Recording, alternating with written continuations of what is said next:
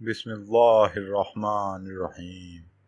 شروع اللہ کے نام سے جو بڑا مہربان نہایت رحم کرنے والا ہے۔ ابو ذر رضی اللہ اپنے شہر سرب ہی میں تھے کہ انہوں نے نبی کریم صلی اللہ علیہ وآلہ وسلم کے متعلق کچھ اڑتی سی خبر سنی۔ انہوں نے اپنے بھائی سے کہا، تم جاؤ مکہ میں اس شخص سے مل کر آؤ۔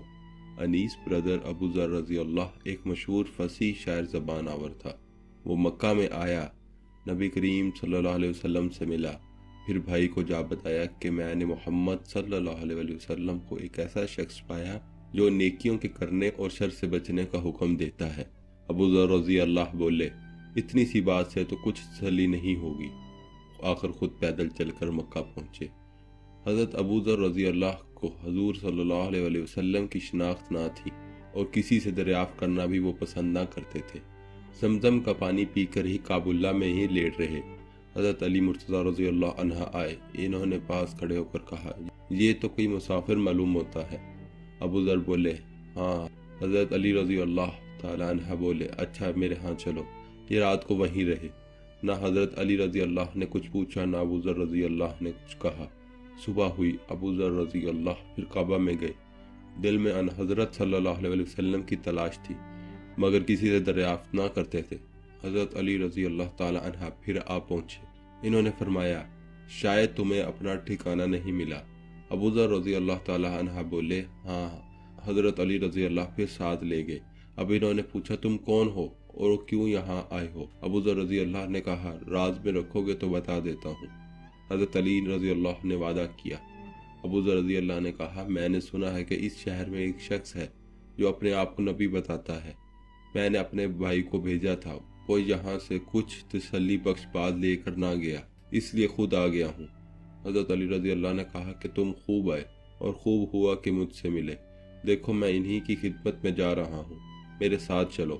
میں پہلے اندر جا کر دیکھوں گا، اگر اس وقت ملنا مناسب ہوگا تو دیوار کے ساتھ لگ کر کھڑا ہو جاؤں گا، گویا جوتا درست کر رہا ہوں۔ الغرض ابو ذر رضی اللہ عنہ حضرت علی کے ساتھ خدمت نبوی صلی اللہ علیہ وسلم میں پہنچے اور عرض کیا، مجھے بتایا جائے کہ اسلام کیا ہے۔ ان حضرت صلی اللہ علیہ وسلم نے اسلام کی بابت بیان فرمایا اور ابو ذر اسی وقت مسلمان ہو گئے۔ نبی کریم صلی اللہ علیہ وسلم نے فرمایا، ابو ذر تم ابھی اس بات کو چھپائے رکھو اور اپنے وطن میں چلے جاؤ، جب تمہیں ہمارے ظہور کی خبر مل جائے تب آنا۔ ابو ذر رضی اللہ تعالیٰ عنہ بولے، باخدا میں تو ان دشمنوں میں اعلان کر کے جاؤں گا۔ ابو ذر رضی اللہ کعبہ کی طرف آئے، قریش جمع تھے۔ انہوں نے سب کو بآواز بلند کلمہ شہادت پڑھ کر سنایا۔ قریش نے کہا کہ اس بے دین کو مارو۔ لوگوں نے انہیں مارنا شروع کر دیا۔ اتنے میں حضرت عباس رضی اللہ تعالیٰ عنہ آ گئے۔ انہوں نے جب انہیں جھک کر دیکھا تو کہا، کم وقتو یہ قبلہ غفار کا آدمی ہے، جہاں تم تجارت کو جاتے ہو اور کھجوریں لاتے ہو۔ لوگ ہٹ گئے۔ اگلے دن انہوں نے پھر سب کو سنا کر کلمہ پڑھا۔ لوگوں نے پھر مارا اور حضرت عباس رضی اللہ تعالیٰ عنہ نے ان کو چھڑا دیا۔ کچھ دن مکہ میں قیام کے بعد حضرت صلی اللہ علیہ وسلم ان کو ان کے گھر واپس ہونے کا حکم دیا اور فرمایا، میں قریب یثرب میں ہجرت کرنے والا ہوں، اس لیے بہتر یہ ہے کہ تم یہاں سے چلے جاؤ اور اپنی قوم کو جا کر اسلام کی تبلیغ کرو، شاید اللہ ان کو ہدایت دے اور اس کے صلہ میں تمہیں بھی اجر ملے۔ انہوں نے آپ صلی اللہ علیہ وسلم کا ارشاد پاتے ہی روانگی کی تیاری شروع کی اور وطن کا سفر شروع کرنے سے پہلے اپنے بھائی انیس سے ملے۔ انہوں نے پوچھا، کیا کر کے آئے ہو؟ جواب دیا کہ میں دار اسلام میں داخل ہو گیا ہوں۔ یہ سنتے ہی آپ رضی اللہ تعالیٰ عنہ کے بھائی نے بھی اسلام قبول کیا۔ یہاں سے دونوں بھائی تیسرے بھائی انس کے پاس پہنچے، وہ بھی ان کی دعوت اسلام دینے پر مشرف با اسلام ہوئے۔ اس کے بعد تینوں وطن پہنچے اور دعوت حق میں اپنا وقت صرف کرنے لگے۔